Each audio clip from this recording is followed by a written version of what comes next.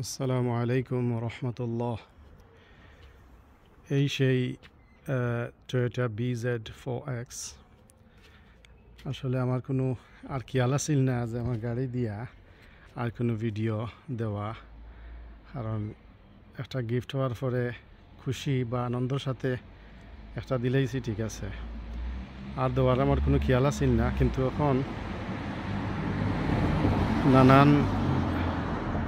নানান জনের নানান প্রশ্ন, তো প্রশ্নর কিছু জবাব হিসাবে তোরা মাথা লাগে, ওই হিসাবে একটা ভিডিও করতাম, খেয়াল করছি একটা ভিডিও দিতাম না। গাড়ি বিষয়ে আর কোনো ভিডিও দেওয়ার আসলে আমার কোনো খেয়াল আসেন না। তো যাই হোক, গাড়ির ভিতরে বইয়া মাতি, রাস্তাঘাটে মানুষ দেখবা, গাড়ির ভিতরে তাই মাতিলি মনে ইনশাল্লাহ। আমার প্রথম ভিডিও দেখার পরে কয়েকজনে কিছু প্রশ্ন করছে, তো প্রশ্নর জবাব হিসাবে বা এগুলার আলোচনা করার পুরা দরকার মনে করিয়া এই ভিডিওটা আসলে দেওয়া। আর আমি প্রথম ভিডিওটা দিছিলাম, এটা একটা খুশি প্রকাশ করা, একটা বিগ গিফট আমার কাছে আইছে। তো আল্লাহ সুবহানাহু ওয়া তাআলার দরবার এলাহিত এটা একটা নিয়ামত মনে করিয়া, কারণ আমি নিজে পয়সা দলা করিয়া যে এলে একটা গাড়ি লইমু, এটা তো আমি তো আমার আগের ভিডিও মাঝে কইছিলাম, এইরকম আমি কোনো স্বপ্ন আমি কোনো সময় দেখছি না, বা এইরকম আমার কোনো পরিকল্পনা কোনো সময় আসিল না। কিন্তু যেহেতু আল্লাহ সুবহানাহু ওয়া তাআলার পক্ষ থেকে আইছে, একটা কথা আছে যে नसीब में जो भी है वो आपको ज़रूर मिलेगा, नसीब में जो नहीं है वो कैसे मिलेगा। सो ये मेरा नसीब में था, इसलिए ये मुझे मिल गया, तो मैं क्या कर सकता हूँ। जो चीज़ आपका नसीब में है, आपके लिए है, ये चीज़ मट्टी के अंदर वो भी आपको मिल जाएगा। सुबहान अल्लाह। तो ये मेरा नसीब में था, इसीलिए ये मुझे मिल गया, আলহামদুলিল্লাহ। এই জন্য আমি শুক্রিয়া আদায় করার লাগি বা একটা খুশি প্রকাশের লাগি প্রথম ভিডিওটা দিছিলাম।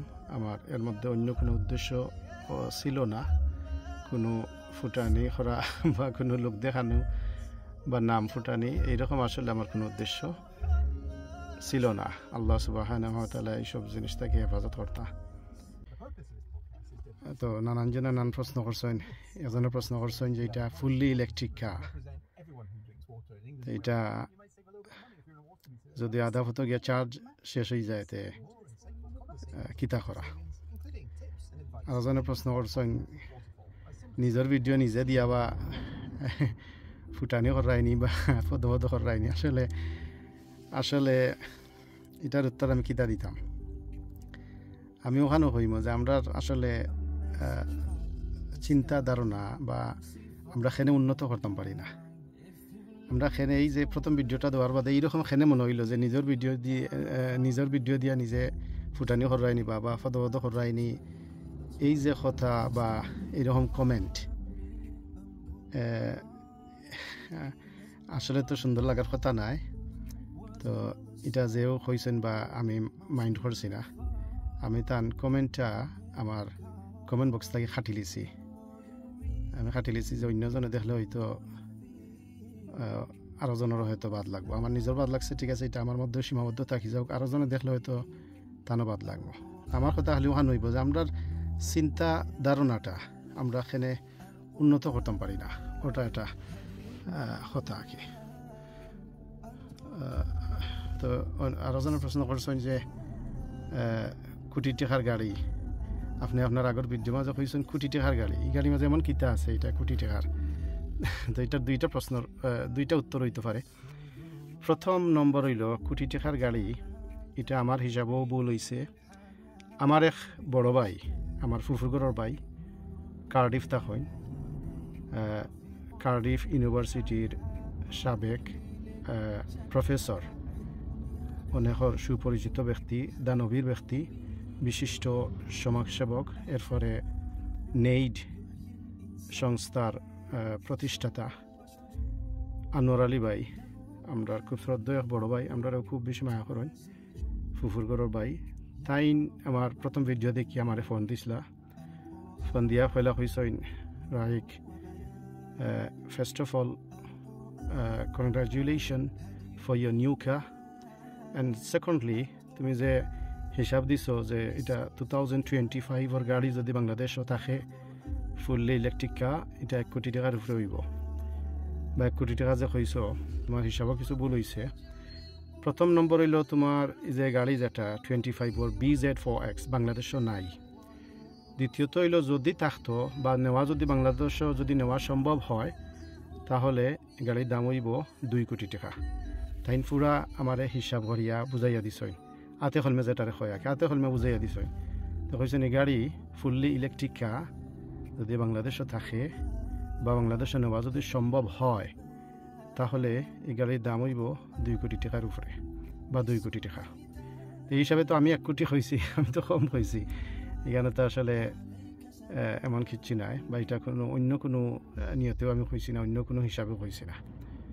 যাই হোক, তো যেভাবে প্রশ্ন করছেন এই গাড়ির মাঝে এমন কিতা আছে যেগুলো তো দামি গাড়ি, 1 কোটি টাকার গাড়ি বা 2 কোটি টাকার গাড়ি। তো এটার উত্তর যখন ধরো গাড়ির মধ্যে এরকম কোনটা নাই, গাড়ি উড়াল দিব যে এইরকম কিচ্ছু নাই অবশ্য। এটা তবুও তো কিছুটা সুযোগ সুবিধা গাড়ির মধ্যে অবশ্যই আছে যেগুলো সাধারণত সব গাড়ির মধ্যে থাকে না। যেমন যে ফোন কানেক্ট, এটা প্রায় গাড়িতে আছে, অনেক সময় নিজে টিফা লাগে না, ফেভার কাছে ফোন দিতে আপনি টিফা দেওয়া লাগে না, মোবাইলও খালি যদি হইলাইন।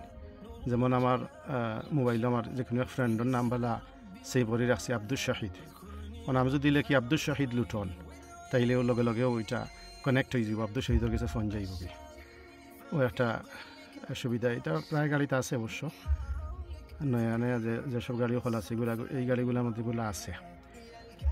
আর আরও একটা সুবিধা আছে গাড়ির মধ্যে যে সেলফ পার্কিং, গাড়িটা নিজে নিজে পার্ক করে নিব।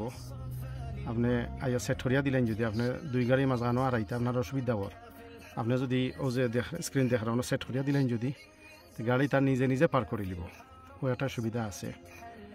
আর একটা সুবিধা হইল, যেমন এটার সবচেয়ে বড় একটা বালা সুবিধা যেটা আপনি লং ড্রাইভও যাইরা 4 আওয়ার্স 5 আওয়ার্স 6 আওয়ার্স লং ড্রাইভও যাইরা আপনার ঘুমে ধরি লিছে বা ঘুমে ফাইলিছে, এরকম যদি হয় যে স্টারিং থেকে আপনার রাত হরি যার ঘুমের কারণে, এইরকম হয় যদি গাড়িটায় আপনার কাছ থেকে নিজে কন্ট্রোল নিব কি, গাড়িটায় তার নিজে আপনার আত্মায় কন্ট্রোল নিব কি, নিয়া রাইটে অথবা লেফটে যেবা দিয়ে স্পেস দেখব সিগন্যাল দিয়া আপনার পার্কিং যে কোনো একটা পার্কিং লইয়া দিব কি, গিয়া সেফ জায়গাত নিয়ে গাড়ি অটোমেটিক পার্ক হয়ে যাব। ও একটা বড় একটা সুযোগ সুবিধা বা বড় একটা ফ্যাসিলিটি ইন দিস কার। আর ও যে একটা দেখরা এই যে একটা পয়েন্ট আছে এখানেও, মানে ও যে দেখরা ওনো মোবাইল রাখি দিলে আর কেবল ইউজ করা লাগে না, কেবল দিয়ে মোবাইল চার্জও লাগাই লাগে না, কোনো মোবাইল খালি রাখিলে অটোমেটিক চার্জ উঠে যায় আর কি। ও আর ওটার সুবিধা, আরও বিশেষ কিছু সুবিধা আছে যেগুলা হইতে গেলে তো একটা সময়ের দরকার। তাছাড়া আর একটা সুবিধা হইল, মনে করো আপনি খুব স্পিডে গাড়ি চালাইরা, 60 মাইল স্পিড 70 মাইল স্পিড আপনি চালাইরা, এখন আপনার কোনো সামনের গাড়ি কোনো কারণে ইমার্জেন্সি ব্রেক করছে, তখন হঠাৎ আপনি নার্ভাস হয়ে গেছেন, আপনি ব্রেক ঠিক মতো করতে পারলেন না, বা নার্ভাস হয়ে যাওয়ার কারণে আপনি ঠিকঠাক মতো ব্রেক নিতে পারছেন না, তখন গাড়িয়ে তার নিজে থেকে ইমার্জেন্সি ব্রেক লইয়া আপনারা থামাই নিব। এটা গাড়ি তার নিজে হার্ড ব্রেক করব, ব্রেক করিয়া আপনারে দুর্ঘটনা থেকে বাঁচাইতে সাহায্য করব।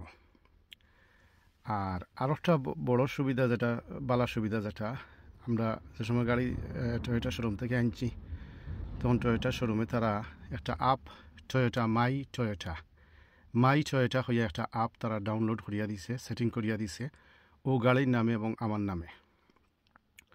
তখন এই অ্যাপের মাধ্যমে আমি ঘর থেকে বইয়া আমি গাড়ির সব কিছু দেখতাম পারবো।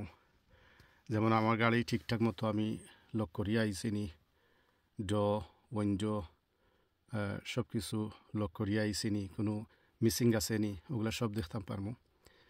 বা সকালে হয়তো একবার বেরোইয়া যেতাম, এই সময় খুব ঠান্ডার সময় গাড়ি আইস হয়ে গেছে, আপনি গরো বইয়া আপ ওপেন করিয়া আপনি হিটা অন করতে পারবা।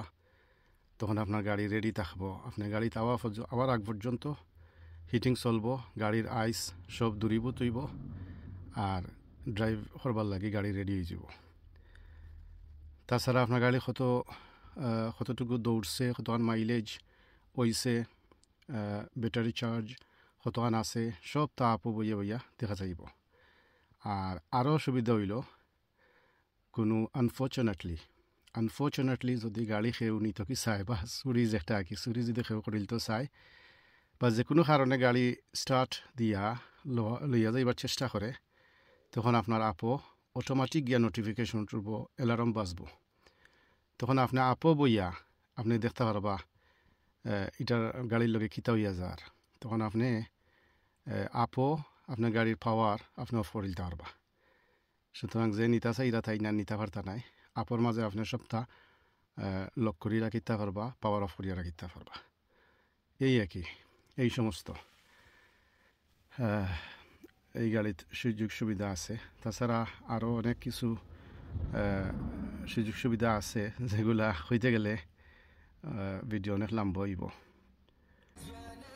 আর হয়ে যে প্রশ্ন করছেন মাঝপথে যদি চার্জ যায় গিয়ে, এটা এইরকম নাই। গাড়িগুলা তারা বা করছে জানে এটা অনেক ব্যাটারিগুলা অনেক শক্তিশালী করে বা করছে। বাংলাদেশের হিসাবে যদি হয়, দেশের হিসাবে হইল ফুল চার্জে 318 মাইল যায়, বাংলাদেশও প্রায় 450-500 কিলোমিটার যাইব ফুল চার্জে। আমরা মোবাইলের চার্জের ক্ষেত্রে আমরা যারা খেয়াল রাখি, আমার মোবাইলের চার্জ কতটুকু আছে আর কতটুকু যাইব, এইরকম খেয়াল রাখা লাগবো। এখন প্রশ্ন হইতে পারে, হয়তো প্রশ্ন করতে পারেন যে চার্জ কেন দিবা। আসলে বর্তমানে ইউকের কথা হইলাম, ইউকে এত বেশি চার্জিং পয়েন্ট তারা রাখছে, পেট্রোল পাম্প থেকেও বেশি।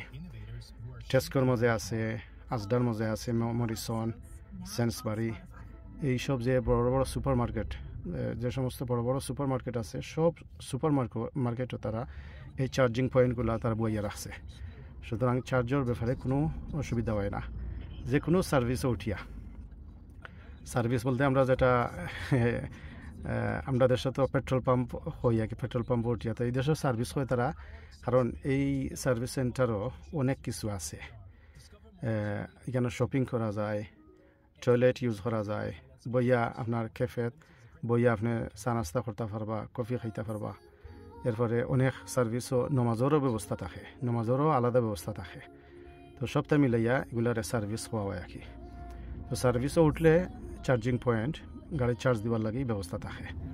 তো এই হিসাবে পেট্রোল পাম্প থাকি বর্তমানে চার্জিং পয়েন্ট তারা খুব বেশি বইয়া রাখছে, এটা কোনো অসুবিধা হয় না। ওই লগিয়া total update for my car, about my car.